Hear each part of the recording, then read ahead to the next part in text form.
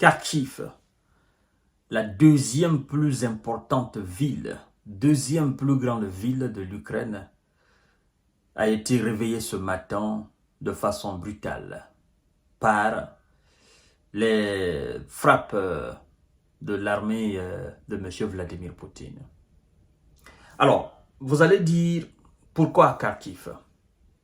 En fait, il y a juste quelques jours, M. Zelensky et ses hommes s'étaient attaqués avec des drones explosifs et les drones d'attaque de la ville frontalière russe qu'on appelle Belgorod. D'accord? Et plusieurs autres villages autour de cette même ville, Belgorod, avaient fait l'objet d'attaques des drones il y a quelques jours de cela.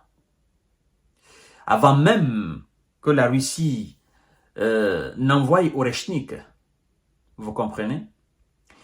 Donc, c'est en représailles de ces actions, parce que constamment et quotidiennement, Zelensky ne cesse d'envoyer des drones dans l'espace aérien russe, dans l'espoir de toucher des dépôts de munitions, l'espoir de toucher des bases militaires, des avions, ainsi de suite.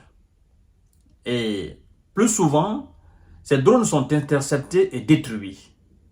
Donc, les débris de ces drones le plus souvent font aussi dégâts en tombant. Et comme la Russie s'est inscrite dans une logique maintenant de œil pour œil, dent pour dent, tu me le fais, je ne pardonne pas, je rembourse.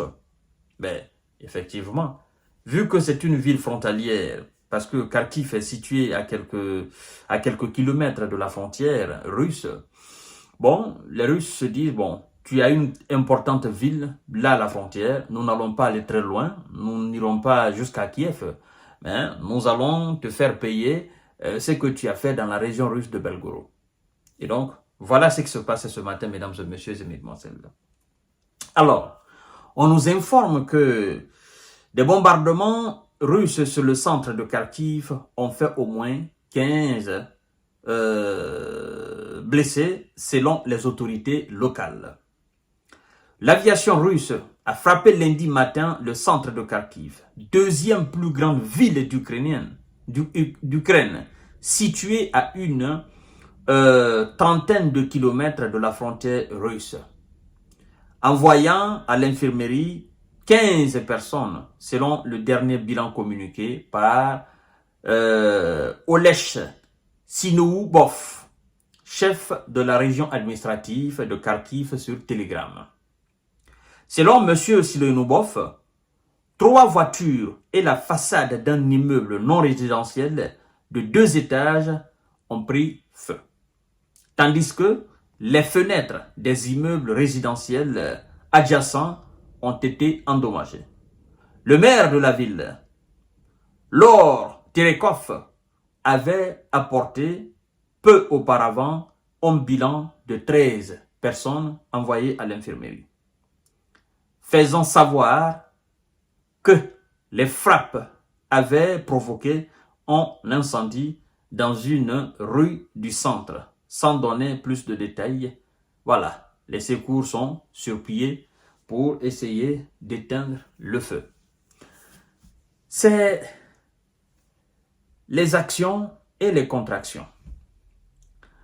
Vous ne pouvez pas faire la même chose tout le temps, espérer avoir un résultat différent. C'est impossible. Tu ne peux pas s'aimer le vent et récolter la banane. C'est impossible.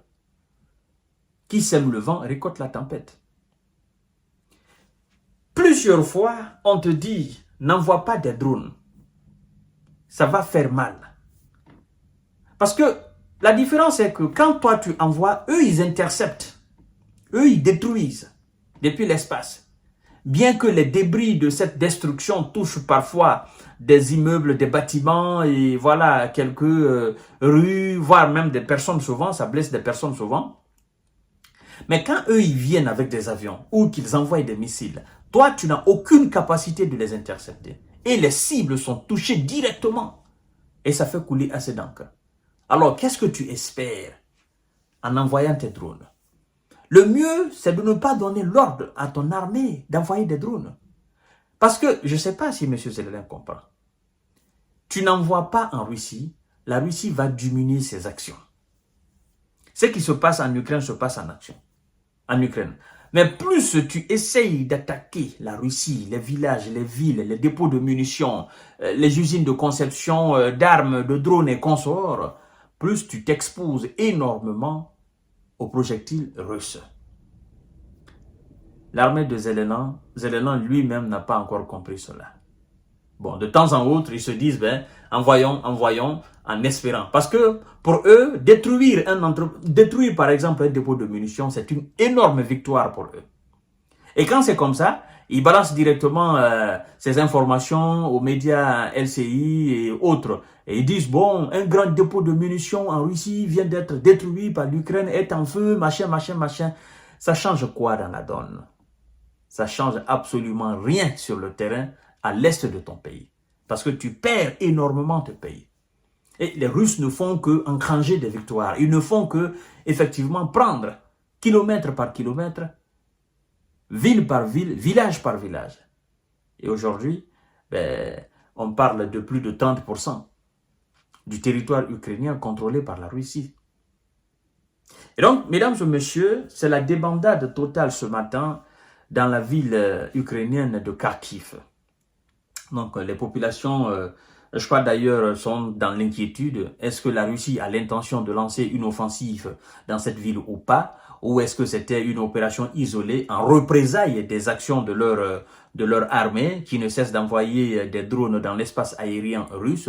Ou bien est-ce que la Russie est en train véritablement, n'est-ce pas, de monter des opérations d'encerclement de la ville? Bon, on n'est pas encore là. Il s'agit d'une frappe de l'armée de l'air de Vladimir Poutine. Hein. Voilà, peut-être dans la journée, nous aurons d'autres informations concernant la ville. Donc, je vous donne rendez-vous tout à l'heure, mesdames et messieurs. Partagez la vidéo dans tous les groupes possibles. Continuez à vous abonner à ma chaîne YouTube Kanti JV Journal Le Vrai. Mais aussi, abonnez-vous à ma page Facebook, le géopolitologue. Merci infiniment et très belle journée de lundi à vous.